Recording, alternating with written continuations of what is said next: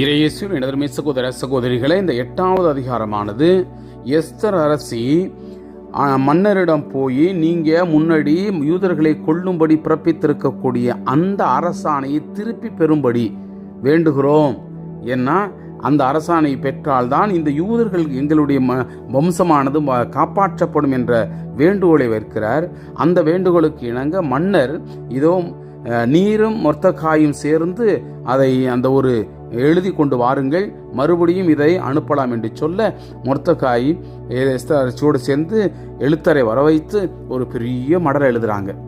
அந்த மடலின்படி இதோ இந்தியாவிலிருந்து மெசொப்பொத்தேமியா வரை உள்ள எல்லா குறுநில மன்னர்களுக்கும் அந்த மாநிலங்களுக்கும் இந்த மடலானது அனுப்பப்படுகிறது. இது மாதிரி யாரும் அதாவது யூதர்களை கொல்லக்கூடாது.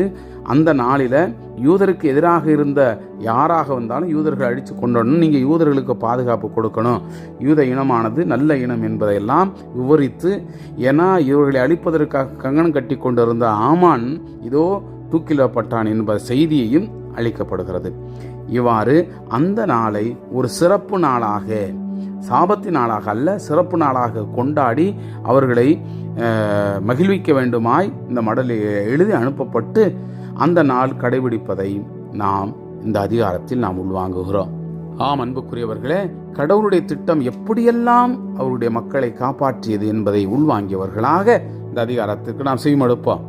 அந்த நாளிலேயே மன்னர் அகஸ்துவேரு யூதனுடைய பகைவனான ஆமானின் இல்லத்தை அரசு எஸ்தருக்கு வழங்கினார். மொர்தெகாய்க்கும் தமக்கும் உள்ள உறவை எஸ்தர் வெளிப்படுத்த அவரும் மன்னனுடைய முன்னிலைக்கு வந்தார். ஆமானிடமிருந்து கலற்று பெற்ற தம் கணையாழியை மன்னர் எடுத்து மொர்தெகாய்க்கு அளித்தார். எஸ்தரும் மொர்தெகாயை ஆமான் வீட்டினுடைய பொறுப்பாளராக நியமித்தார். மீண்டும் எஸ்தர் யூதருக்கு எதிராக சதி செய்து அகாக்கியனான ஆமானினுடைய கொடிய திட்டங்கள் யாவும் குலைந்து போகுமாறு மன்னருடைய காலடிகளில் வீழ்ந்து அழுது மன்றாடி அவரது தயவனை நாடினார். உடனே மன்னர் தம் செங்கோலை எஸ்தரிடம் நீட்ட அவர் எழுந்து மன்னர் முன் நின்றார். அவர் மன்னருக்கு இது நலமெனப்பட்டால், அவர் தம் கண்களில் எனக்கு தயவு கிடைத்திருந்தால், அரசருக்கு இது சரியென தோன்றினால், நானும் உன் கண்களுக்கு உகந்தவளெனப்பட்டால், மன்னனுடைய அனைத்து மாநிலங்களிலும் உள்ள யூதர் அழிந்து போகுமாறு வஞ்சனையாய் திட்டமிட்ட அம்மதாத்தாவினுடைய மகனும் ஆகாக்கியனுமான ஆமான் எழுதிய அந்த மடல்கள் அனைத்தையும் திரும்பி அனுப்பும்படி எழுதுவீராக. என் மக்களுக்கு நேரிடும் தீங்கினையும் என் உறவினரின் படுகொலையினையும் நான் எவ்வாறு காண இயலும் என்று கூறினார். அப்பொழுது மன்னர் அகஸ்துவேரு அரசி எஸ்தரையும் யூதரான மொர்தெகாயையும் நோக்கி, இதோ ஆமானினுடைய இல்லத்தை எஸ்தருக்கு அளித்தேன். யூதருக்கு எதிராக கை நீட்டிய ஆமான் தூக்கிலிடப்பட்டான். மன்னனுடைய பெயரால் எழுதப்பட்டு அவர் கணையாழியினுடைய முத்திரை பதிக்க பெற்ற எம்மடலும் திரும்ப பெற இயலாதபடியால் உங்கள் பார்வையில் நலமென தோன்றும் அனைத்தையும் மன்னனுடைய பெயராளி நீங்கள் யூதருக்காக எழுதி மன்னனுடைய கணையாழியால் முத்திரையிடுங்கள் என்று கூறினார். சீவான் என்ற 3ஆம் மாதத்தில் 23ஆம் நாளன்று மன்னனுடைய எழுத்தர்கள் வரவழைக்கப்பட்டார்கள். மொர்தெகாய் இட்ட அந்த ஆணையின்படியே யூதர் அனைவருக்கும் இந்தியா தொடங்கி எத்தியோப்பியா வரையிலுள்ள 127 மாநிலங்களில் குறுநில மன்னர்களுக்கும் ஆளுநர்களுக்கும் தலைவர்களுக்கும் மடல்கள் வரையப்பெற்றன. அவை அவர் தம் மக்களினுடைய விரிவடி வாரியாகவும் மொழி வாரியாகவும் வரையப்பெற்றன. மன்னர் அகஸ்துவேரு பெயரால் எழுத பெற்று அரசனை யாழியால் முத்திரையிட பெற்ற மடல்கள் அரசு கொட்டிலை சார்ந்த அரச பணிக்கென தேர்ந்தெடுக்கப்பட்ட புறவிகள் மீது அமர்ந்தேறும் விரைவு அஞ்சல் மூலம் அனுப்பப்பட்டன.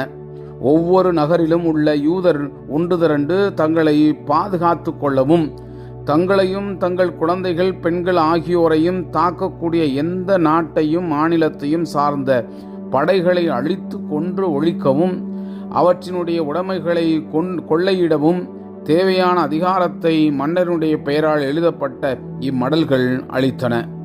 மன்னர் அகஸ்துவேருவினுடைய மாநிலங்கள் அனைத்திலும் அதார் என்ற அந்த 12ஆம் மாதம் 13ஆம் நாளன்று ஒரே நாளில் இவ்வாறு செய்வதென அறிவிக்கப்பட்டன. அந்த மடலில் நகல் பின்வருமாறு: இந்தியா முதல் எத்தியோப்பியா வரை உள்ள 127 மாநில ஆளுநர்களுக்கும் அரச பற்றுடைய குடிமக்களுக்கும் அகஸ்துவேறு மாமன்னர் வாழ்த்து கூறி எழுதுவதாவது: தங்கள் கொடையாளர்கள் தரமான வல்லமையால் பெருமைப்படுத்தப்படும் பலர் செருக்கு கொள்கிறார்கள்.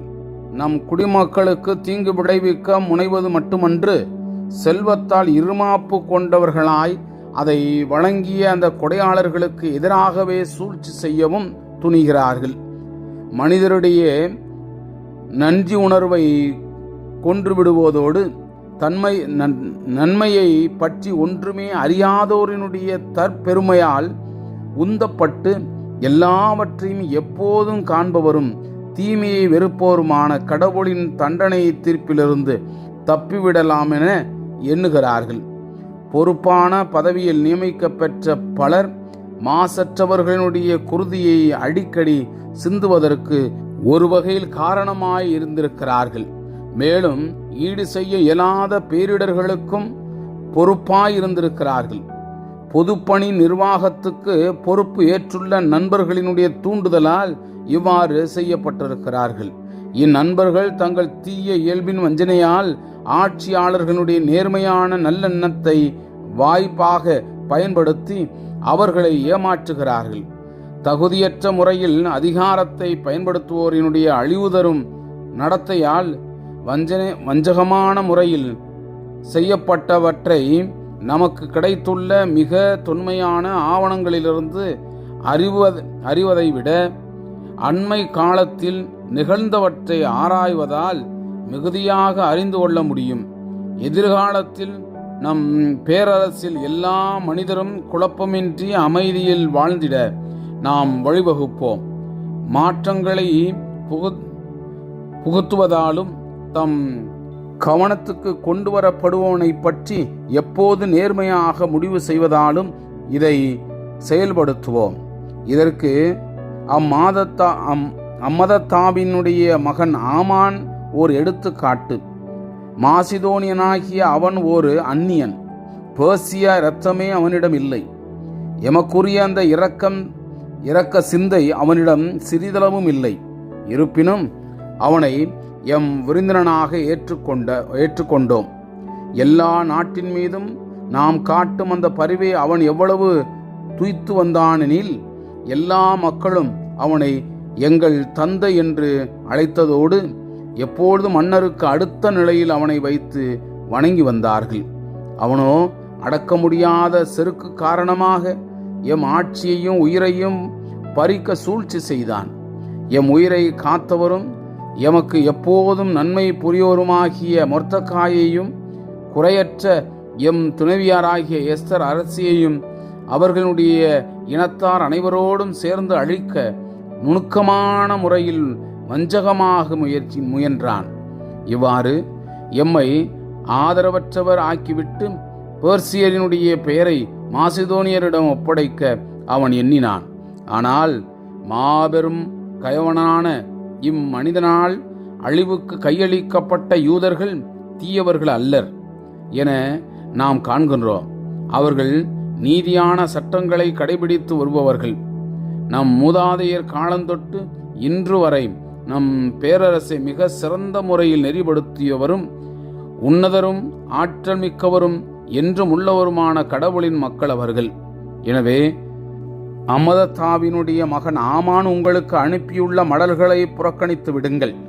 ஏனெனில் இச்சூழ்ச்சிகளுக்கு காரணமாயிருந்த ஆமானும் அவன் வீட்டாரும் சூசா நகரின் வாயிலில் தூக்கிலிடப்பட்டு விட்டார்கள்.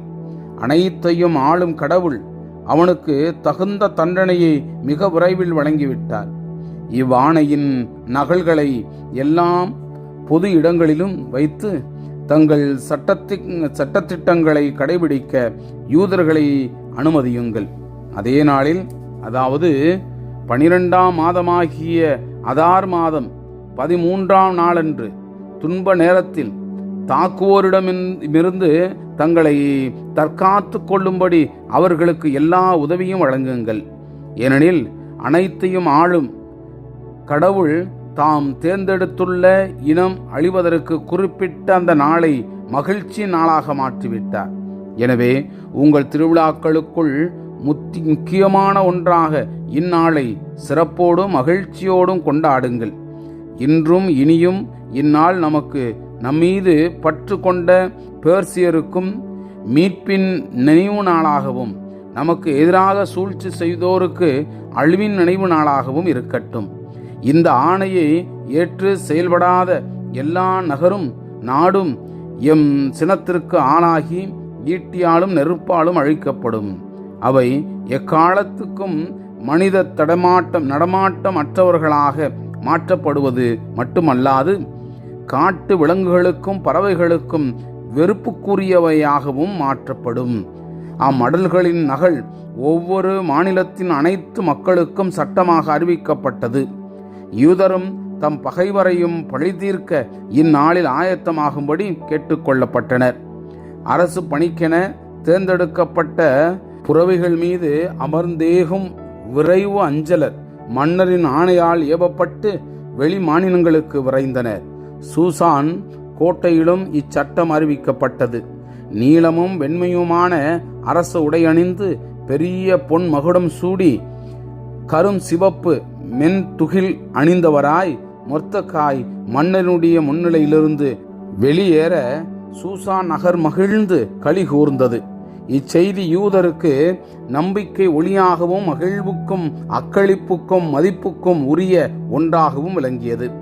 ஒவ்வொரு மாநிலத்திலும் ஒவ்வொரு நகரிலும் எங்கெல்லாம் மன்னனுடைய இந்த வாக்கு நியமம் எட்டினவோ அங்கெல்லாம் வாழ்ந்த யூதர்கள் மகிழ்ந்து களி கூர்ந்தனர்.